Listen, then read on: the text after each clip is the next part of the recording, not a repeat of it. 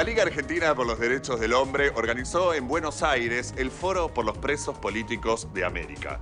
Allí estuvimos y hoy vamos a compartir con ustedes algunos de los testimonios más relevantes sobre violencia institucional, vivienda y derechos humanos, y también sobre la realidad de los presos políticos en Jujuy y el caso con el que comenzamos nuestro programa de hoy, la situación del pueblo mapuche y de uno de sus líderes, Facundo Jones Guala. Esto nos contaba la doctora Sonia Fulanov de la Red de Abogados Indigenistas. Yo vengo de Chubut. Indudablemente hoy hay estos líderes o estos militantes sociales, y en mi caso yo acompaño la defensa técnica, no solamente del loco Facundo Jones Guala, sino que a partir de él reivindicar un derecho territorial como es reivindicar las tierras que tradicionalmente ocupaban el pueblo mapuche en Tehuelche, se enfrentó a una gran compañía económica que es la compañía Benetton, con más de 900.000 hectáreas en Patagonia, que la recibió de una compañía inglesa que el general Roca en la campaña del desierto le entregó por un empréstito de libras esterlinas. Y adquirieron tierras con indio adentro, como decimos nosotros en Patagonia. Los del interior a veces vemos que se criminaliza y se judicializa absolutamente todos estos requerimientos sociales. El ser mapuche, el ser indio, es lo que lo hace hoy el sujeto peligroso, el enemigo interno, el que intenta imponer sus ideas por la fuerza, como dijo la ministra Bullrich. En el primer juicio de extradición, Facundo Jones Guala fue dejado libre porque fue detenido a través de un informe de la policía de Chubut por medio de torturas a otro joven de 22 años que fue torturado dentro de una comisaría para preguntar, para que diga dónde estaba Facundo Jones Guala. Los procesos, el pueblo mapuche de Tehuelche hace 130 años que está buscando una reparación histórica dentro de la Argentina. No es imponer ideas por la fuerza, es el ejercicio de un derecho, y hoy se criminaliza ese derecho territorial. Y en Argentina, como lo dijo Facundo Jones Guala en el primer alegato, si Argentina va a usar el mismo método que Chile para vincularse con el pueblo mapuche, va a haber muertos. No se equivocó, en el segundo alegato dijo, hace un año yo dije que si Argentina tomaba este método va a haber muertos, y los muertos están de nuestro lado, Santiago Maldonado y Rafael Nahuel. Rafael Nahuel, un joven huaychafe, un joven cona dentro de su pueblo, que le ingresó una bala por la espalda, quedó el proyectil en su cuerpo y se sabe quién es el autor que disparó ese proyectil. A 8 meses de su muerte, no se sabe, se le tomó indagatoria, pero todavía no hay definición de la situación procesal del albatros que disparó ese fusil Busi, cuyo proyectil salió de ese fusil Busi y que se incrustó dentro del cuerpo de Rafael Nahuel. La situación es que hoy los dos últimos testigos que vieron con vida a Rafael, hoy tienen un pedido de captura.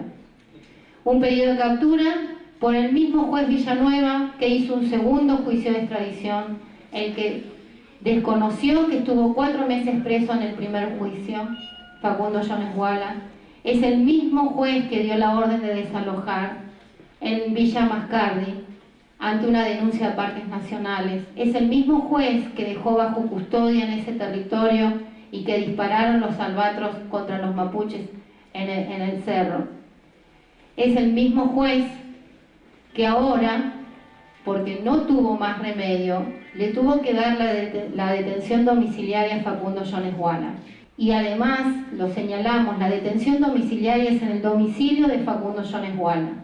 No se otorga en el pull-off, porque el territorio del pull-off lo consideran que es de propiedad de Benetton. Facundo fue procesado por el fiscal porque el 17 de octubre, cuando encuentran el cuerpo de Santiago Maldonado flotando a 80 metros más arriba de donde había tratado de cruzar el río, Facundo puteó, perdón la expresión, a las autoridades nacionales y está procesado actualmente por sedición. Él no conoció a Santiago. Santiago se solidarizó porque ese día Nochetti había ordenado cazar a los mapuches. Facundo dijo, Santiago se solidarizó, fue a mi casa con mi gente, fue a ver a los mapuches, que es lo que estaba pasando, y desapareció adentro del patio de mi casa, y luego apareció muerto en el patio de mi casa.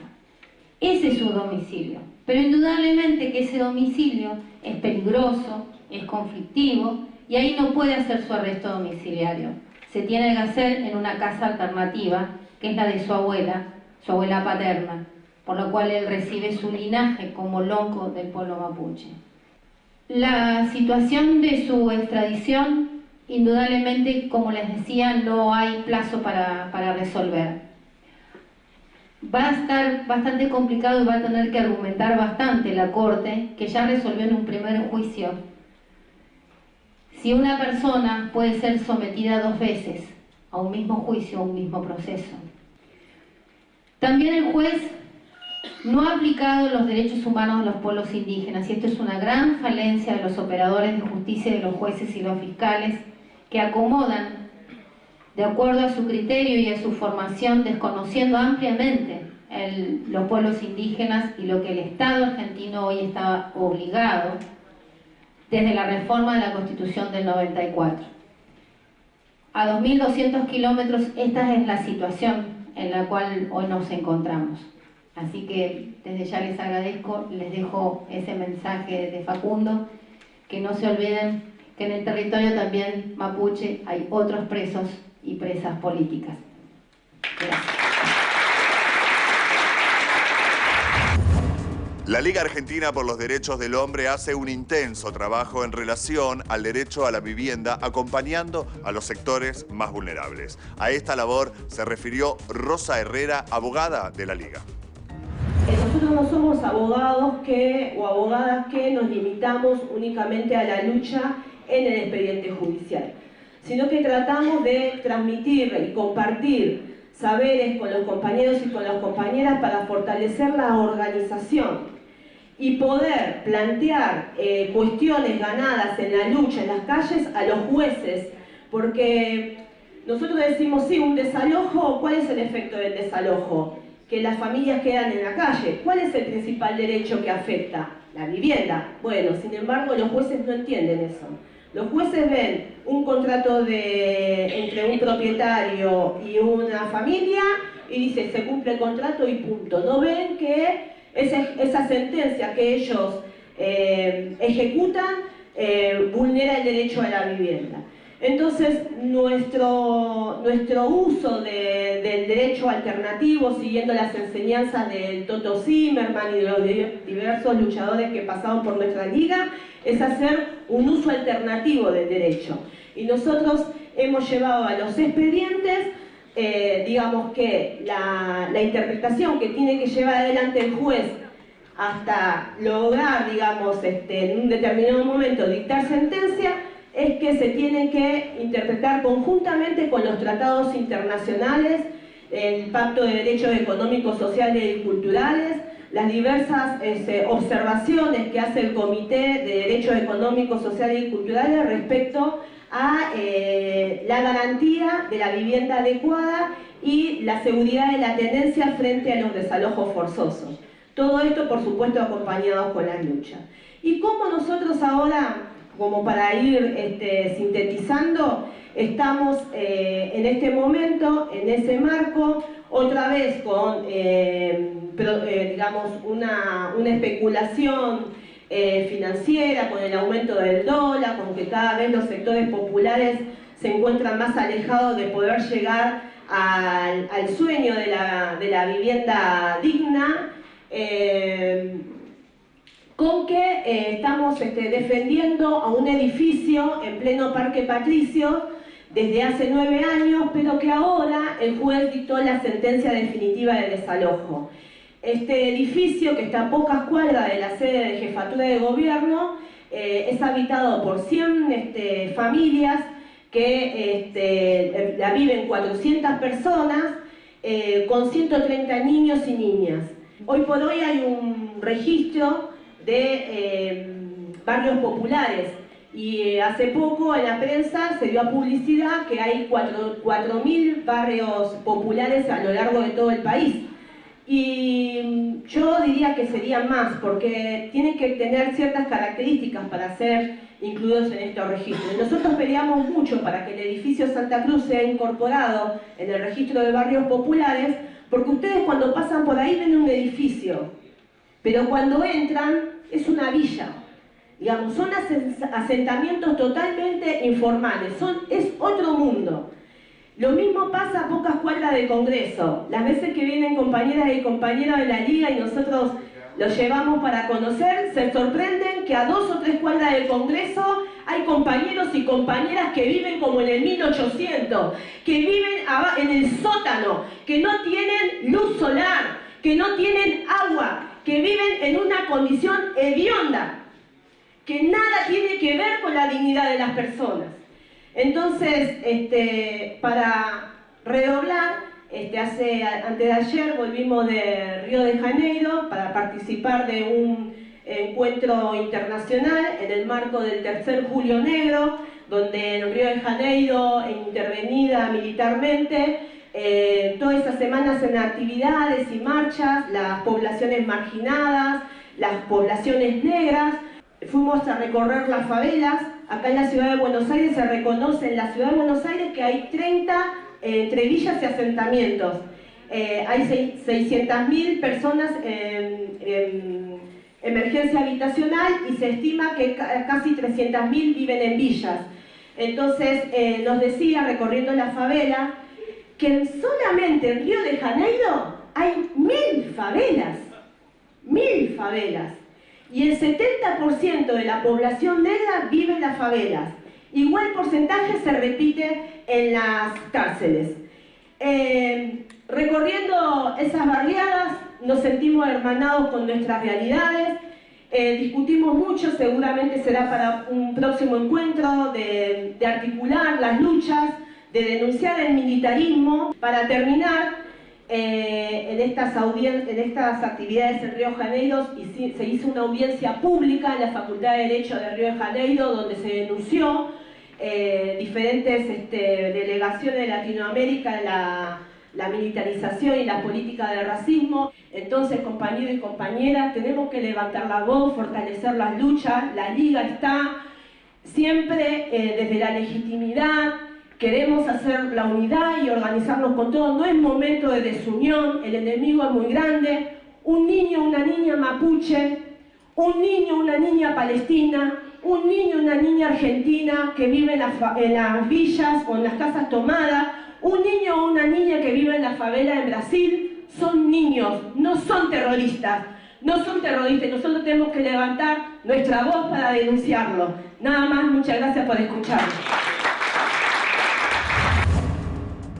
Si querés acceder a los mejores contenidos, entrevistas, informes y novedades sobre responsabilidad social, conectate a www.responsabilidadsocial.tv. Ya salió Fonres RS, revista mensual dedicada a la responsabilidad social empresaria. En este número, Blockchain, la tecnología que está revolucionando el mundo ahora con impacto social. Con la editorial de la doctora Alessandra Minichelli, la historia de Valentino, el niño electrodependiente que murió porque le cortaron la luz. Y nuevos acuerdos y prácticas llegan a la industria de la moda. Además, como siempre, la mejor información sobre contenidos socialmente responsables. Fonres RS. Conseguila en nuestra página web www.fonres.com y recibila de manera gratuita todos los meses en tu mail. La violencia institucional en la Argentina fue otro de los temas del Foro por los Presos Políticos de América. Federico Ovejero, de la Liga por los Derechos del Hombre, hizo una breve reseña histórica de la violencia institucional y denunció casos actuales en los que trabaja esta organización. En los 200 años de historia, mal que nos pese, y las simpatías que podamos tener por algún u otro espacio de nuestra historia nacional, la constante de la relación del Estado con los grupos sociales ha sido de violencia institucional en todos sus órdenes. No podemos remontar a la historia, a la mazorca, en la época de Rosa, el conchado forzoso que se realizaban de los gauchos para los fortines en el sur. Hay un montón de elementos históricos a lo largo tanto provincial, municipal y federal en los distintos órdenes. A lo largo del siglo XX, ya en pleno desarrollo del grado de conciencia de la clase obrera, es decir, de los sectores por excelencia explotados en nuestro país, comenzó también una serie que comenzó a particularizar la violencia en el ámbito ideológico, en el ámbito político en particular, en la criminalización del sindicalismo, de los partidos de izquierda, de la militancia anarquista, comunista, sindicalista, socialista y revolucionaria, y en ese contexto donde nace la Liga. Digo, la Liga nace luchando contra la violencia institucional. Podemos, en todo caso, particularizar que la mayor parte de la lucha de la Liga durante el siglo XX fue contra esta criminalización ideológica, porque básicamente ha sido la centralidad de el ejercicio de la dominación violenta durante gran parte del siglo XX mediante gobiernos dictatoriales y gobiernos democráticos blandos que permitían estas represiones. El fin de la dictadura en particular, pero también hubo la caída del muro de Berlín y el triunfo del fin de las ideologías, de los conceptos de Fukuyama y todo eso, hacen que el Estado, si bien siga reprimiendo al panorama ideológico, al no colocarlo como enemigo central, comienza a fortalecer las perspectivas de violencia más genérica. Comienza a verse el desarrollo de, por ejemplo, la masacre de Bunge, la acción policial contra jóvenes pobres, las racias. Y esto se debe también a otra premisa previa que desarrollé antes. Digo, la cultura autoritaria de las fuerzas de seguridad sigue siendo un elemento vigente. En ese contexto, entonces, donde se comienza a vislumbrar pero sí se desarrolla el trabajo del movimiento antirrepresivo, que ha tenido como exponente máximo de la Liga el trabajo del Toto Zimmerman, la lucha contra el gatillo fácil, en donde básicamente la Liga en su conjunto, en su totalidad, ha aportado a esa lucha tanto de lo jurídico como del movimiento de masas, que donde la Liga también tiene esta cuestión, digo, unificar tanto la acción jurídica como el movimiento de masas, porque una sin la otra, desde una perspectiva y teniendo en cuenta el carácter de clase del Estado, es imposible desarrollar acciones judiciales contrarias, sobre todo en un derecho, como veremos en un caso que desarrollaré más al final de mi exposición, sobre todo con un derecho que apaña estas formas de violación a los derechos humanos del genérico de la población. Por último, bueno, hablaré de casos que, particularizando en la capital federal, entiendo que la Liga también a nivel nacional desarrolla esto, pero dos casos paradigmáticos de trabajo del último tiempo. El caso de José Luis Ojeda, en donde tenemos la particularidad de un caso en el cual a un joven trabajador de una villa lo secuestran en ocasión de una razzia y lo torturan en la comisaría, sometiéndolo a cortes con una trincheta con cúters en el brazo, lo cual le deja marcas que prácticamente no pudieron sanarse, remarcando también que ha sido una violación de derechos humanos en democracia y por ende es imprescriptible, lo cual lo seguiremos desarrollando, esperemos tener buenas novedades al respecto. Y eso, bueno, respecto al caso Ojeda y un último caso que estamos también trabajando con jóvenes estudiantes y recién egresados de la Facultad de Derecho también, que es el caso de Ruiz Lazarte y la avenida Carmen, que acompañó a Ramiro, quien fue baleado por la policía de la ciudad, en la Villa 31 bis, en el pecho, en ocasión de una movilización popular en contra de cuando la policía a la mañana atropelló a una nena en la villa, que se ha dicho de paso aún sigue grave la niña, Y bueno, en dicha ocasión, ante la bronca popular, la policía respondió con disparos de bala de plomo y una de cada Ramiro, que justamente estaba pasando por ahí, y básicamente cuando lo aprenden y se dan cuenta que está baleado, hacen todo lo posible para que muera,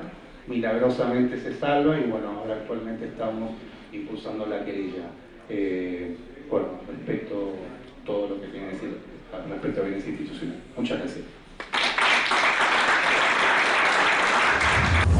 Analía Taluba es la compañera de un hombre actualmente detenido en un penal de la provincia de Jujuy, como lo estuvo hasta hace pocos días Milagro Sala, a quien por razones de salud se ordenó su traslado para cumplir prisión domiciliaria. Compartimos parte de su valiente testimonio sobre las condiciones que padecen mujeres y hombres en las cárceles de la provincia.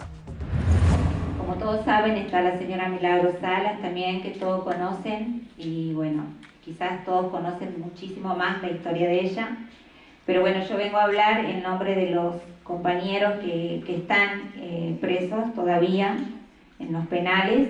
Quiero comenzar por Mirta, por Shakira, que es una chica que está presa ya también hace más de 2 años, que fue operada en 7 oportunidades de que está presa. Ahora tiene una cuarta eventración, creo que es la palabra, porque no puede hacer un postoperatorio correcto, porque no la dejan internada, porque la tienen en el penal, porque le hacen hacer fuerza. Hace poco salió un artículo en un diario donde ella expuso su estómago en pleno juicio, se levantó la remera. También las otras compañeras, Gladys, Mirta, están muy mal psicológicamente. En el caso de mi esposo, él fue torturado durante 7 días, apenas fue detenido, ella lleva detenido 2 años y 4 meses. Fue torturado por 7 días en una celda oscura, atado de pies y manos, en posición de barquito, golpeado. Se hizo sus necesidades encima, se le tiró agua fría con fenelina, que es un desinfectante que se usa para animales allá, y fue sacado recién de ese lugar después de que le rompieron la espalda y estaba sangrando, y lo revisó una médica, y después de 7 días de torturarlo recién lo sacaron de donde lo tenían. Actualmente todos donde están detenidos son humillados. Estamos en Jujuy lamentablemente abandonados. Yo por lo menos acá veo que hay un poco más de acompañamiento, allá no. El único acompañamiento que tenemos es el de que viene de acá, de Buenos Aires, y los compañeros que están en el comité y los que se suman a diferentes actividades. El pabellón o el penal donde se encuentra mi esposo, por ejemplo, él está en un pabellón colectivo donde hay 40 presos en una misma habitación. Hace poco murió un compañero, lo mataron a, no sé, 2 metros de él, en la misma celda. En el primer año que estuvo detenido, a fines de año, en diciembre, mataron a un sobrino de él en el pabellón de al lado y dijeron primero que se había suicidado, en realidad lo habían matado.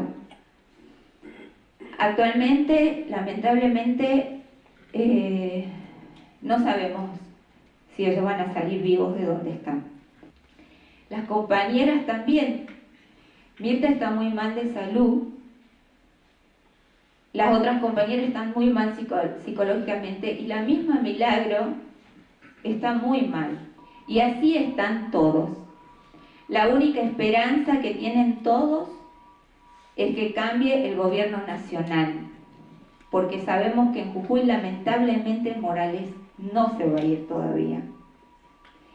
No les importa si se mueren o están de por vida en el penal, no les importa. Ya lo hemos comprobado en las diferentes causas, están presos por cosas absurdas. Cada cosa que se presenta se niega. La verdad que Yo había notado un poco lo que iba a decir, pero como siempre nunca leo lo que escribo, porque creo que la mejor manera de decirlo es contarlo desde mi corazón y de lo que nos pasa. A mí me hubiese gustado que hoy estén acá los otros familiares de los demás presos, porque sería bueno que los escuchen personalmente, y quizás hay cosas que yo no pude decir, que ellos necesitaban decir, pero sí que sé que lo que necesitan ellos es que no los abandonen, que sigan luchando. Están presos por ser negros, por ser cabecitas negras, por luchar, por organizar, por dar cosas a la gente pobre. Y eso es lo que no quiere Macri, eso es lo que no quiere Gerardo Morales. Y bueno, gracias a la gente del comité, gracias a toda la gente que nos fue a visitar, a los que van a visitar a los presos. Y quiero que sepan que aparte de Milagros Salas, en Jujuy está Mirta Izama, Javier Nieva, Graciela López, Gladys Díaz y Mirta Guerrero. Y mi esposo Pedro Gabriela. Gracias. Hasta aquí llegamos hoy con este programa sobre el Foro por los Presos Políticos de América que organizó la Liga por los Derechos del Hombre. Como siempre, gracias por habernos acompañado.